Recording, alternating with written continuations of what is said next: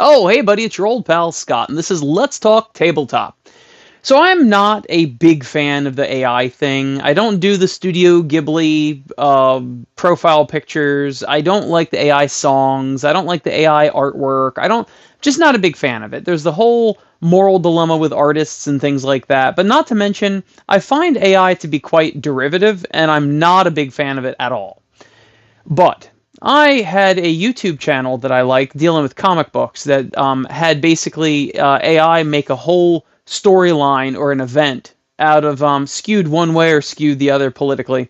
And of course, I'm not doing that. But I thought it was a really neat idea. And I was like, if they can do that for comic books, let's see what they could do for a brand new faction in 40K. As a matter of fact, I did 2 factions. Now we're going to look at these. We're going to see the brief overview, and we're going to see like the lore and backstory. And then I got it to generate images of those miniatures, how they would look in real life. And I mean, I'll wait and pass judgment till the end. How about that? One of them turned out much better, I think, than the other one. But we'll get into that. So let's dive in.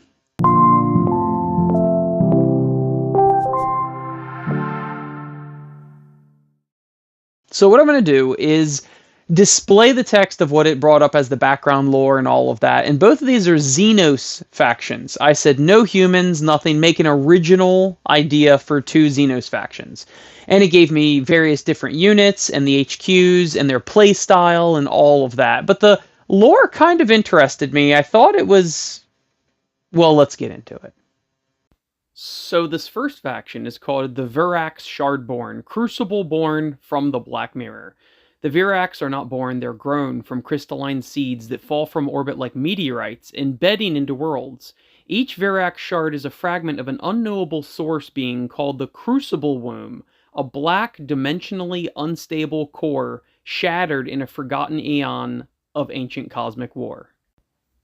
When the shards fall to a planet, they begin their infiltration cycle, spreading crystalline roots into the biosphere and hijacking local matter, both organic and inorganic. Life forms consumed by the Verax are not destroyed but mirrored, replicated as angular crystalline doppelgangers controlled by a hive of semi-sentient AI minds called reflections. Every Verax unit is a mirror of another thing, a twisted reflection of something once real, but now subsumed and rewritten in mineral logic. They march not with purpose, but because the Crucible Womb demands symmetry, and symmetry requires conquest. I also really don't hate these faction rules, so it's mirror logic. At the start of each battle round, choose a visible enemy unit. For the turn, certain Verax units can copy aspects of the unit, such as movement, ballistic skill, weapon strength, or whatever, as reflection codes.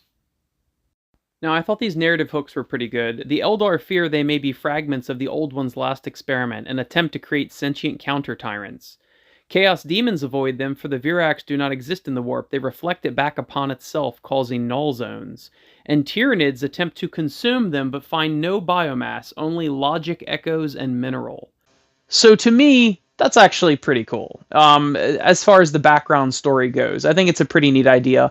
The plot hooks are also pretty interesting. I think it anchors it more in the 40K world or in the 40K universe.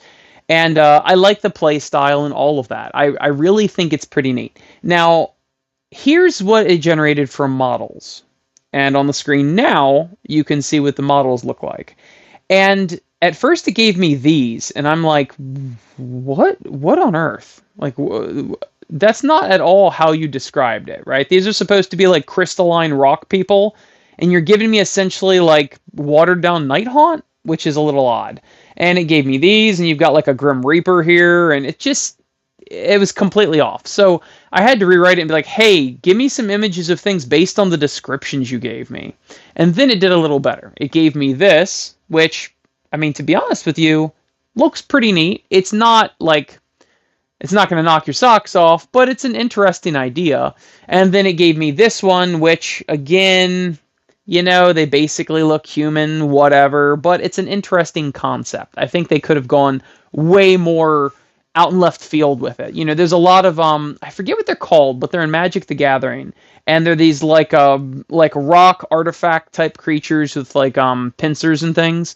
And they're not slithers, they're something else. And I think they would look way cooler than these humanoid figures. But overall, it's okay, I think. The backstory is actually pretty unique. So if GW did something like that, it's kind of cool. But now this next one, I think actually is the better of the two overall. So let's dive into that. This next faction is the Zernok Enclaves, the Hollow Chorus. The Zernok were once a hyper-advanced, post-sentient species that transcended physical existence through psychic convergence, leaving behind their bodies to become a species-wide collective mind. Their goal was apotheosis, joining the warp as a harmonious, eternal consciousness, but something in the warp twisted their song. Instead of ascension, they were fractured into psychic dissonance, millions of psychic echoes, each a fragment of once great minds, now insane and incomplete. Their homeworlds were obliterated in a warp flash visible across the galaxy. Their disembodied souls were trapped between realities, unable to manifest fully in real space. Eons later, their psychic remnants learned to inhabit biomechanical shells, resonant constructs forged from psychically attuned crystal and organic machinery. Now the Hollow Chorus stalks the stars in search of psychic energy to fuel their resonance and reclaim their harmony. Every war they wage is a desperate, tragic hymn to rebuild their lost self.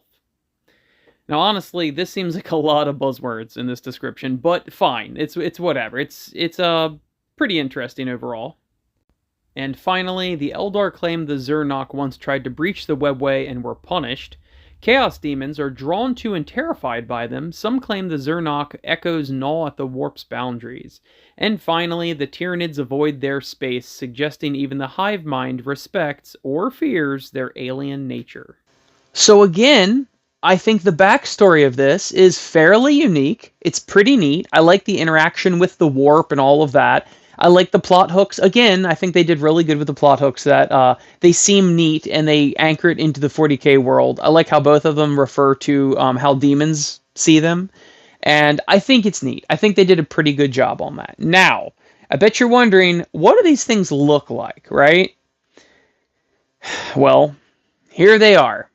They are kind of like Necrons. They're kind of like Necrons with tuning forks for heads. And it's not awful. It's kind of unique. If GW were to make a faction like this, I would like them to be a little more interesting than Necrons with tuning forks on their head. But overall, the aesthetic is not bad. I think it's fairly unique for something that can't create anything of its own, essentially.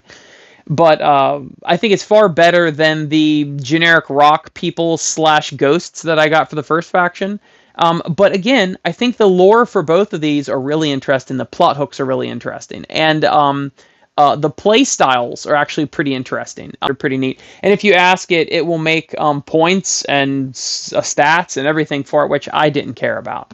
But the point is that it's moderately entertaining. Again, I don't have a whole lot of merit in it, but I just thought it would be an interesting exercise into what you could do with AI. Now, these images are kind of just whatever. Their descriptions are way cooler than what the actual miniatures look like. But what do you do? I actually think that most of them should have looked more like the HQ, with no legs, hovering. I think that would have made them look really cool. Even if the top part stayed the same and they had the gun and they had the Necron-ish chest, if their bodies were like tapered obelisks, that'd be pretty neat, I think. So I think there's something there. I just think that it needs a little bit of tweaking. But anyway, what do you think of these? Which one is your favorite? And do you think it's an utter waste of time, which I tend to think that it is? Although I didn't feel like I was stealing from artists for these images, necessarily. Because they're supposed to be images of a miniature, so maybe they stole from your pictures of miniatures. I don't know who they stole it from. None of mine are painted well enough to be images of miniatures on the internet. So I know they didn't steal from me. But anyway, thank you to all my beautiful, sexy, good-smelling Patreon patrons. Yeah, they're pretty awesome. And I thank you for watching. I will see you next week, and be safe or something. I don't have a sign-off thing. See you next week.